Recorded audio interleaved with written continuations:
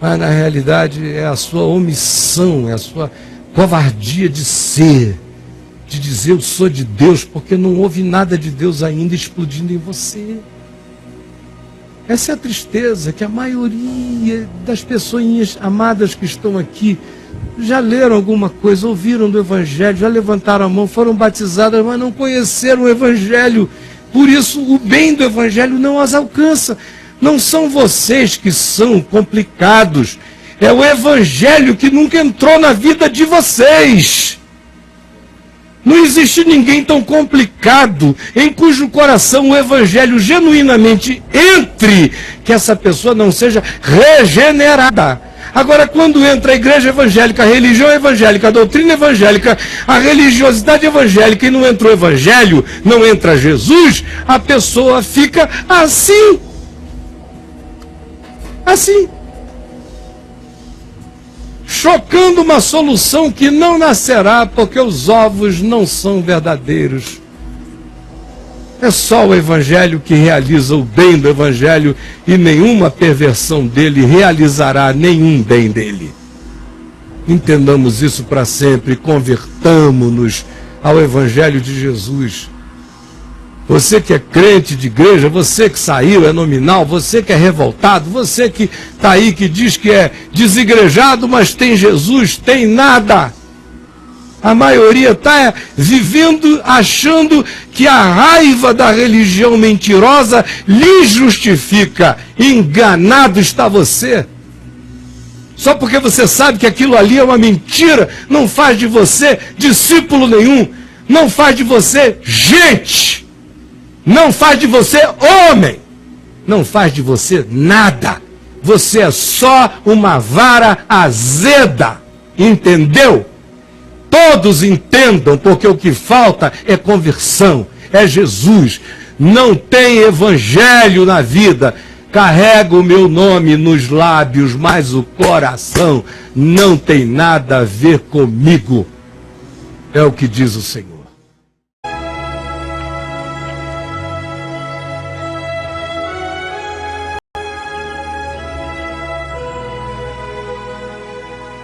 Varões atenienses, em tudo vos vejo um tanto supersticiosos, porque passando eu e vendo vossos santuários, vi quantos deuses têm. Achei também um altar em que estava escrito ao Deus desconhecido. Eu lhes digo, esse, pois, que vós honrais, não o conhecendo, é o que vos anuncio, o Deus que fez o mundo e tudo que nele há. Sendo o Senhor do céu e Senhor da terra, não habita em templos feitos por mãos de homens, nem tampouco é servido por mãos de homens, como que se necessitasse. Pois Ele mesmo é quem dá a todos a vida, a respiração e todas as coisas. Não havemos de cuidar que a divindade seja semelhante ao ouro, ou à prata, ou à pedra esculpida por artifício e imaginação dos homens. Mas Deus anuncia agora a todos e em todo lugar que se arrependam. Porquanto Ele marcou o dia em que Jesus Cristo julgará o mundo. Deus nos deu uma prova disso. Jesus, após ter sido crucificado pelos romanos,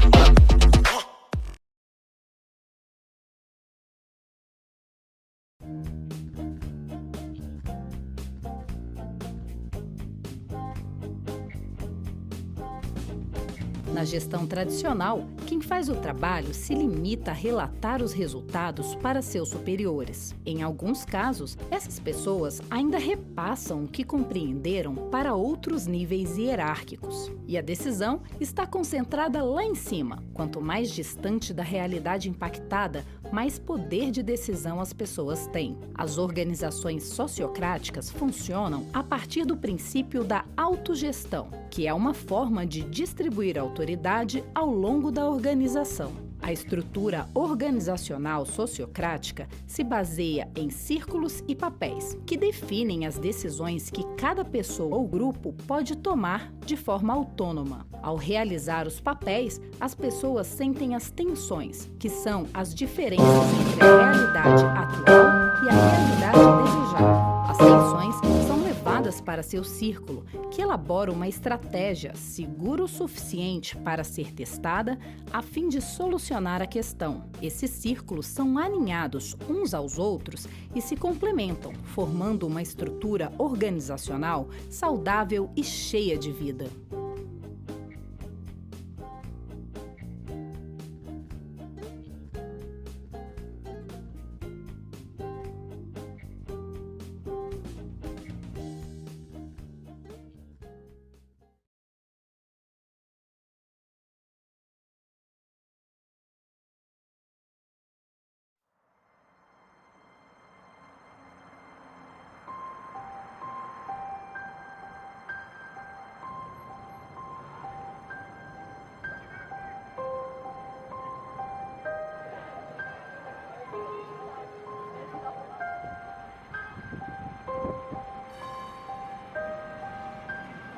Pero como hemos inventado una sociedad de consumo, consumista, y hay que tirar y vivir comprando y tirando, y lo que estamos gastando es tiempo de vida. Porque cuando yo compro algo, o tú, no lo compras con plata, lo compras con el tiempo de vida que tuviste que gastar para tener esa plata.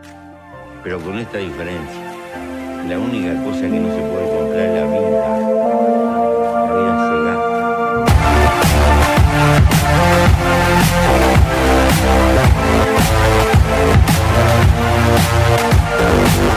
Para mim, o minimalismo é uma ferramenta. Se inicialmente começou por ser um movimento artístico, atualmente ele é visto e tem uma importância maior enquanto uma filosofia de vida. O minimalismo ajuda-nos realmente a separar o que é essencial, o que é importante nas nossas vidas, daquilo que não é. Chamo Paulo, tenho 52 anos, nasci e vivo em Lisboa. Sou designer de produto, trabalho atualmente na área de decoração de interiores e sou minimalista. Ao contrário do que acontece com a generalidade das pessoas que adotam o minimalismo enquanto estilo de vida, eu não posso dizer que me tornei minimalista, eu diria mais que eu já nasci minimalista. Dado que eu vivi 12 anos no Brasil e tive uma vida assim, durante grande parte desse tempo, eu diria de nómada, em que eu realmente viajei, ou melhor, eu mudei-me de cidades e de estados diferentes, e então eu, durante esse processo, fui desenvolvendo uma capacidade de síntese de realmente daquilo que era importante para mim. O minimalismo, basicamente, ele descomplica o nosso cotidiano. As pessoas muitas vezes deixam de fazer coisas importantes, que são importantes para elas, pelo menos, porque realmente se têm que ocupar com uma série de coisas atreladas ao fato de preencherem as suas vidas com coisas inúteis, não é? Ou sem significado. Com o minimalismo nós temos mais tempo, nós temos, sobretudo, mais clareza na análise da nossa vida e na relação com os outros. E então ajuda-nos a perceber o que realmente é importante para nós.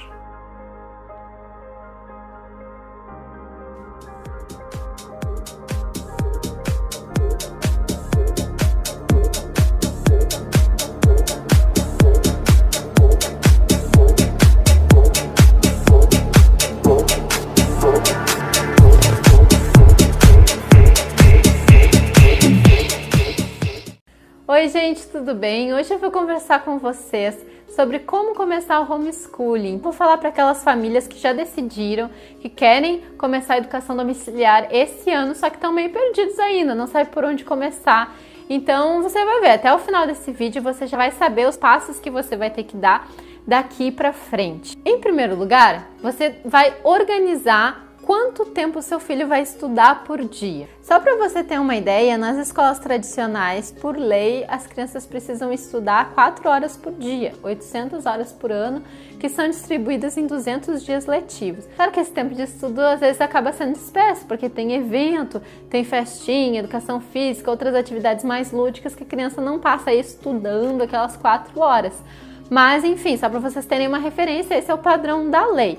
No homeschooling, a gente tem a possibilidade de escolher o tempo personalizado, a melhor duração para o desempenho da criança. Então, de repente, se você tem um filho mais avançado que consegue dar conta do conteúdo do dia em 2 horas, não tem por que ficar mais tempo com ele. Claro, se você percebe que ele quer mais, que ele tem condições, tem concentração para ficar mais, você pode estender esse tempo de estudo. Ou se você tem um filho mais disperso, tem muita dificuldade de se concentrar, e você vê que ele consegue se concentrar no máximo 2 horas, você pode dividir o tempo de estudo.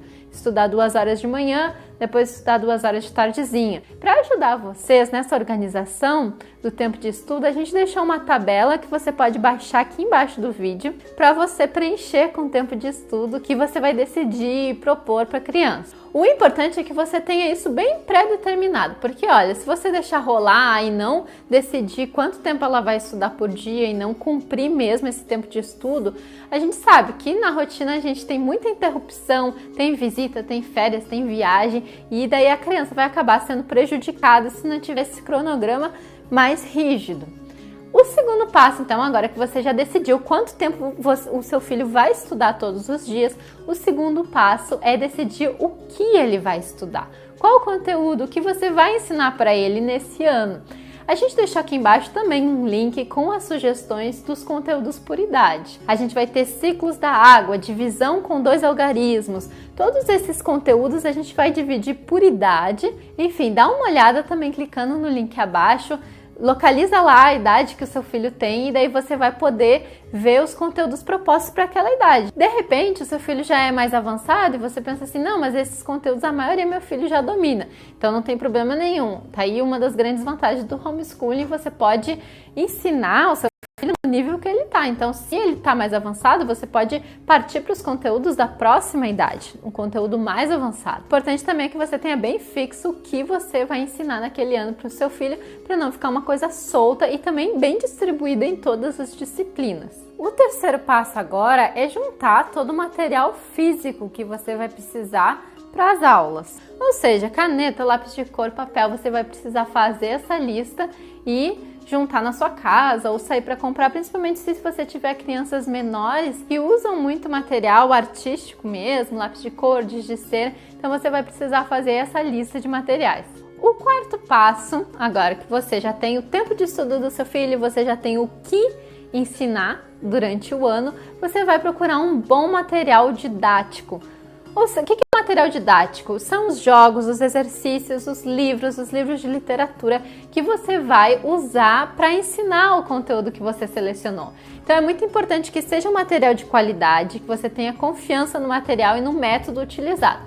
Para aqueles pais que têm filhos em idade de alfabetização, ou seja, o pai está pensando assim, meu filho já tem condições de ler e escrever, esse ano eu vou ensinar ele a ler e escrever. A gente aqui do Homeschooling Brasil preparou um material bem personalizado, bem legal, com bastante qualidade para aquelas crianças que vão ser alfabetizadas. Então, além da alfabetização, no nosso material a gente também tem toda a base matemática e também toda a base para outras disciplinas. Você pode dar uma olhada aqui no link abaixo, a gente já recém lançou esse material e ele se chama Formação 1. Então, todas as dúvidas, o que você quiser saber, é só clicar aqui no link que você vai ficar sabendo de tudo direitinho. Agora, aqueles pais que já têm filhos alfabetizados ou filhos mais velhos, a gente também deixou um link com sugestões de materiais didáticos para essas crianças. O quinto passo é montar um sistema avaliativo.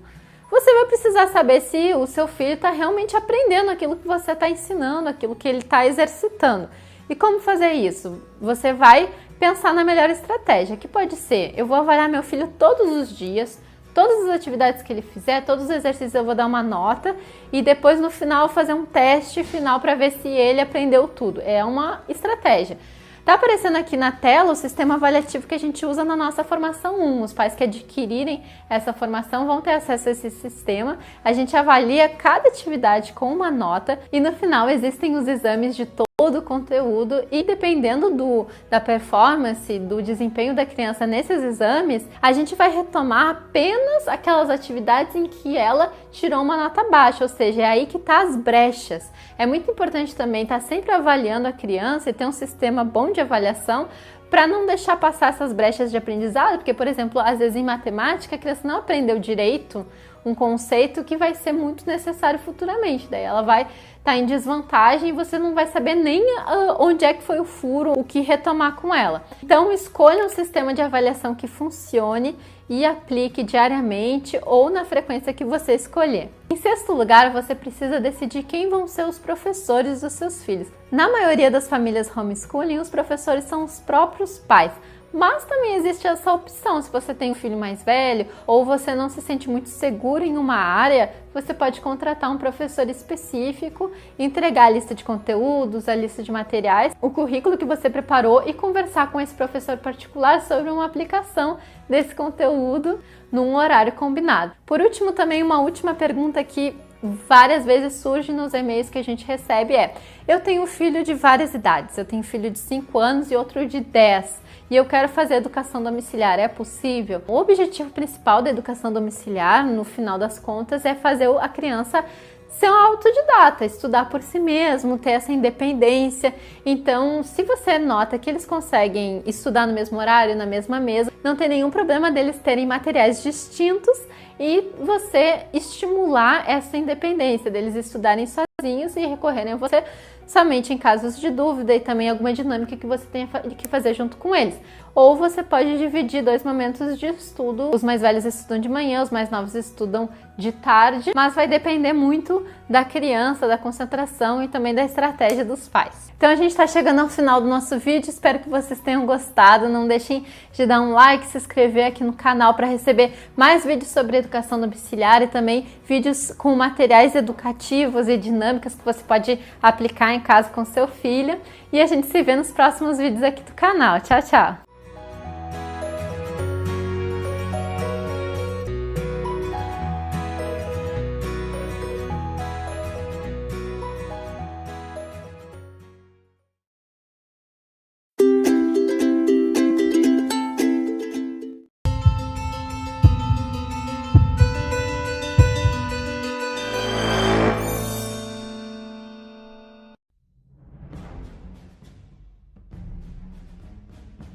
Vivemos num mundo onde o ar está contaminado, a água está contaminada, o solo está contaminado, os bebês já nascem contaminados. Tem um estudo da Universidade da Califórnia, em San Diego, onde eles pegaram o sangue do cordão umbilical de crianças que acabaram de nascer, levaram para o laboratório e tem mais de 100 substâncias químicas não pertencentes ao ser humano. Desde a Segunda Guerra Mundial, mais de 80 mil substâncias químicas foram colocadas no mercado, substâncias que são estranhas ao nosso corpo. Então hoje nós estamos intoxicados, essa é a grande verdade.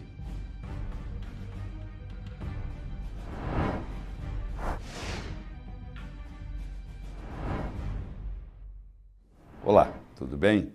Meu nome é Laí Ribeiro, eu sou cardiologista, sou nutrólogo, tive a oportunidade de viver 17 anos nos Estados Unidos, trabalhei em 3 universidades americanas, Harvard Medical School, Baylor College of Medicine, e lecionei medicina por 11 anos na Universidade de Thomas Jefferson, em Filadélfia.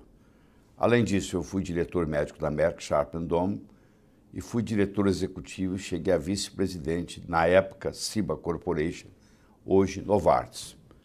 Então, não só eu trabalhei na área alopática, médica por muitos anos, como trabalhei na indústria farmacêutica.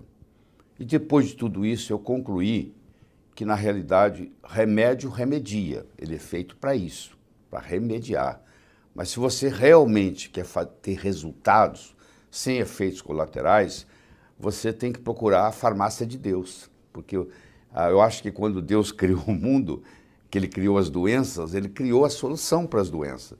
Elas estão aí, estão espalhadas, porque o corpo é muito inteligente. O corpo tem uma capacidade de cura absurda. Você machuca o seu dedão do pé, corta, ele vai cicatrizar. É uma inteligência de cicatrização que aparece ali. A gente só ajuda.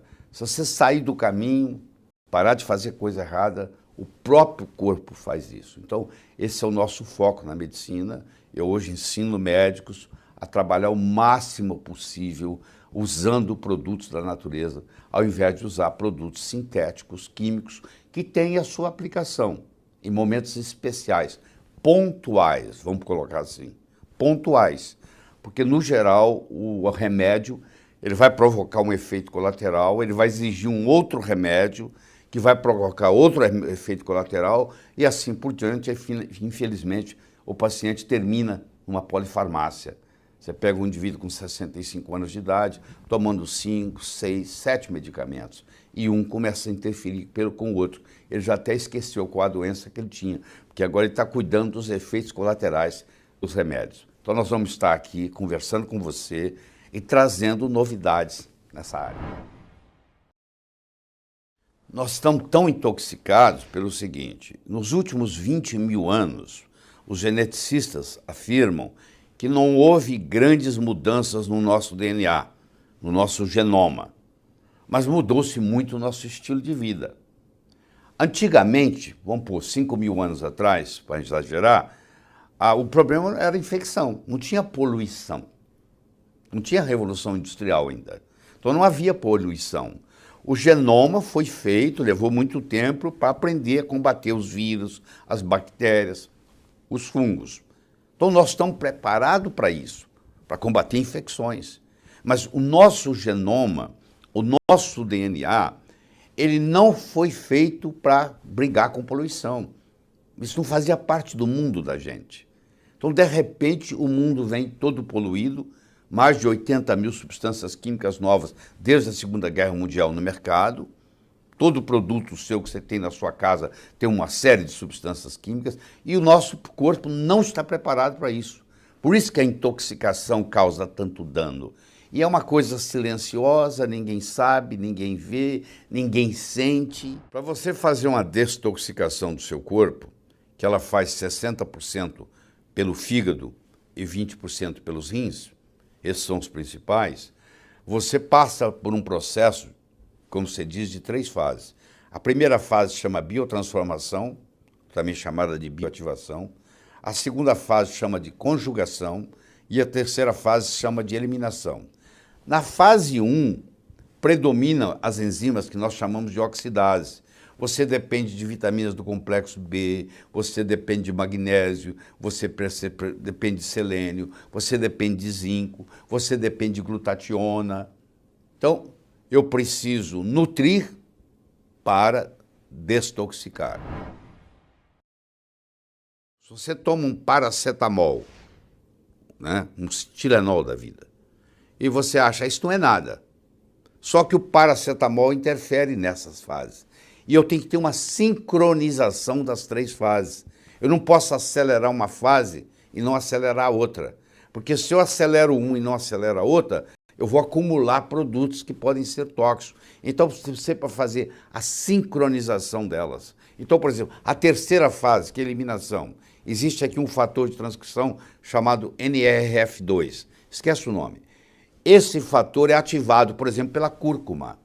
Então, se na minha alimentação eu estou usando cúrcuma, curcumina, açafrão da terra, falso açafrão, açafrão da Índia, turmérico, é tudo a mesma coisa, esse produto tem uma substância chamada cúrcuma. E essa cúrcuma facilita essas fases e elas sincronizam.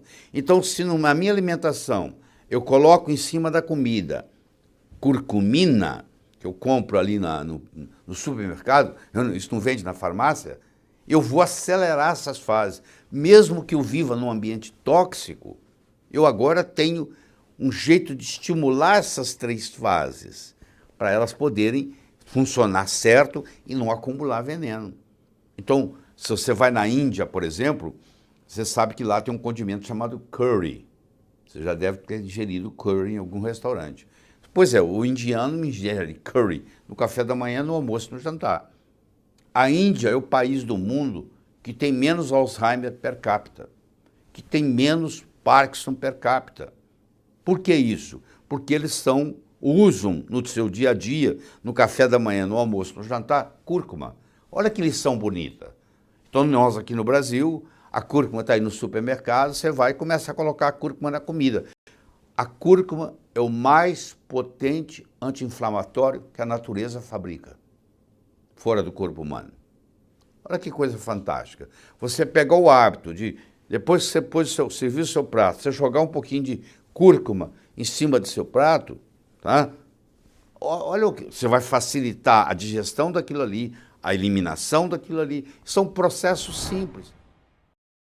Se você acha que você tem uma amálgama, ou que você comeu peixe de um rio contaminado, onde tinha garimpo e tem mercúrio, o que seja, ou tomou muitas vacinas com o timerosal, que é mercúrio, e aí você coloca na sua comida coentro, e você começa a fazer uso do coentro, água mole, empedradura, tanto bate até que fura. Ele vai devagarinho, devagarinho, ele vai tirando os metais pesados do seu corpo, aos poucos. Mas tem que ser aos poucos, não pode tirar rápido.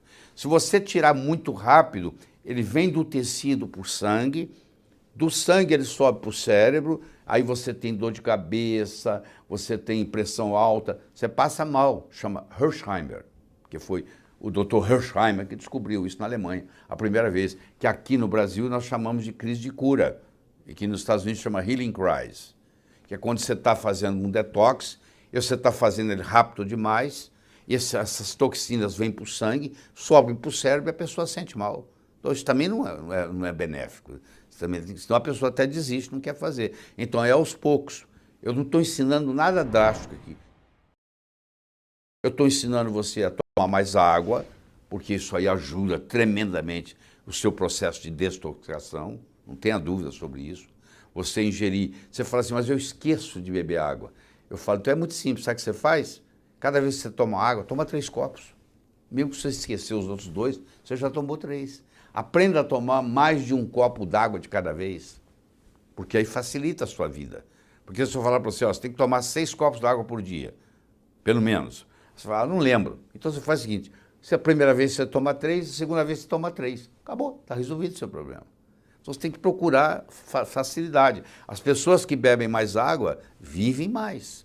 Isso tem estudos mostrando, muito interessantes, publicados, mostrando que você diminui a mortalidade só com água. Porque quando você está com o corpo hidratado, primeiro que as toxinas ficam difíceis de ser eliminadas, que elas vão ser hidrossolúveis, elas diluem água. Então você tem que ter a urina para eliminar, fazer o xixi. Se não tem a água, o rim não segura, não tem xixi. Se não tem urina, não tem eliminação. Pois é, a sauna ajuda. Inclusive existem produtos tóxicos que só saem via suor. Então você pode ou fazer uma atividade física, que você vai suar, ou você pode ir para uma sauna. Só que aqui no Brasil eu recomendo que você faça sauna seca. Por que isso? Porque a água no Brasil é tratada com cloro. Quando você esquenta a água, você forma gases venenosos de cloro, que são absorvidos e podem inclusive até comprometer a sua tireoide. Substituir o iodo. O flúor, o cloro e o bromo são halógenos, existe a chamada lei dos halógenos, quanto menor o peso molecular, mais bullying. Então o flúor, o cloro e o bromo conseguem empurrar o iodo. Então o cloro não é benéfico.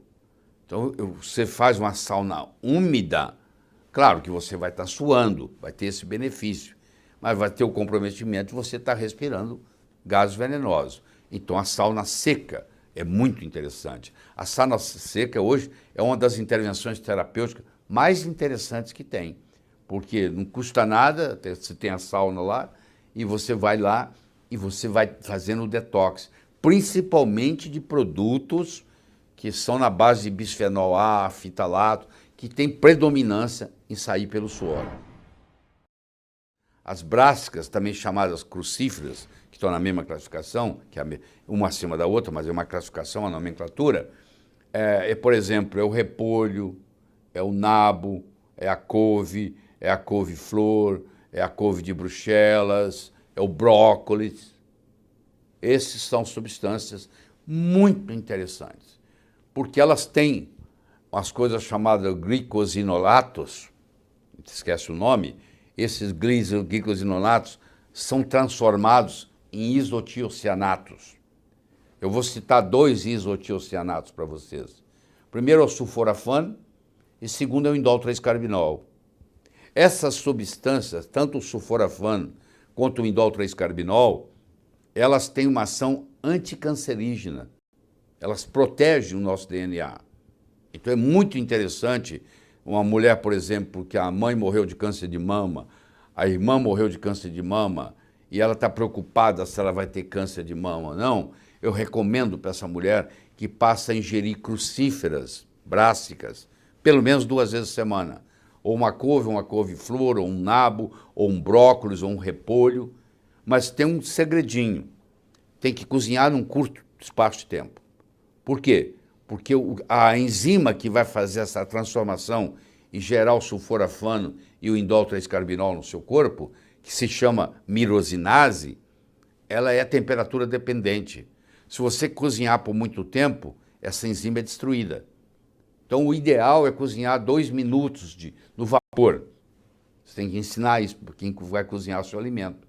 Tem que cozinhar. A couve tem que ser refogada muito rápida. Ela não pode ficar lá cozinhando.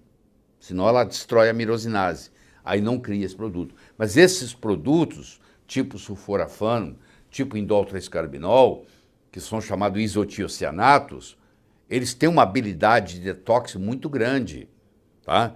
E ajudam muito no processo da detoxicação do corpo. Então você tem vários caminhos para ir. Ó. Você tem a sauna, você tem as brássicas, você tem a curcumina, você tem o coentro. Olha quantas coisas interessantes tem.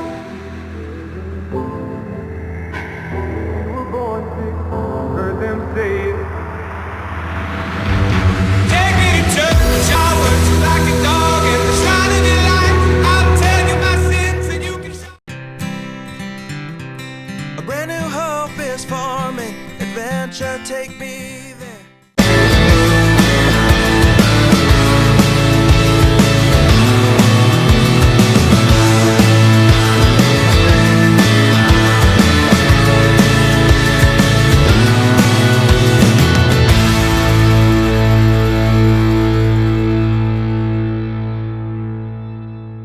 But I hope that you give me one more chance to make you mine.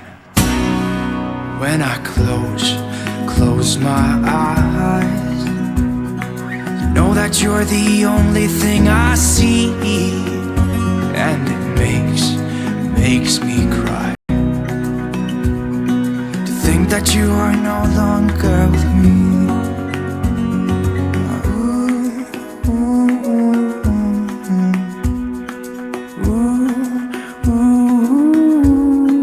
What if I said I'm sorry? What if I make a scene?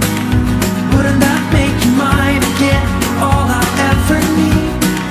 Didn't I make you laugh? Didn't I make you smile? Didn't I make you feel like you were happy for a while? I know that I've done so many things that let you down, but I hope that you give me one more chance to make you mine. What if I said I'm sorry? What if I make a scene?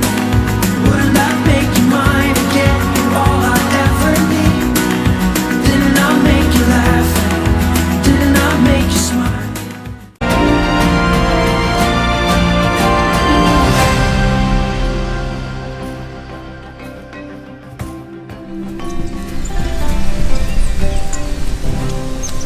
So scream and take me to church.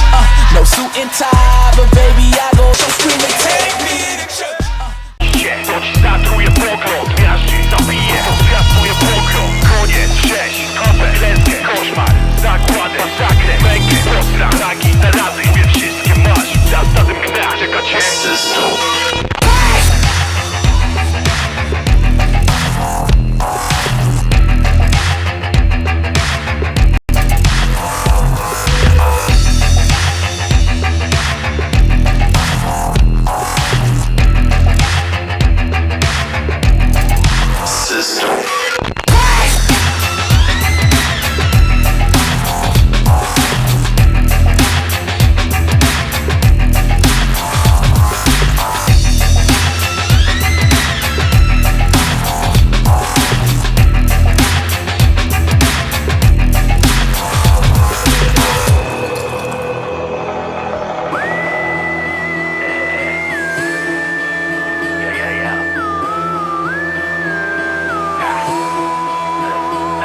cię pochłonie, rozbije, niszczy, rozkłada, zryje cię, często zmysły postradasz.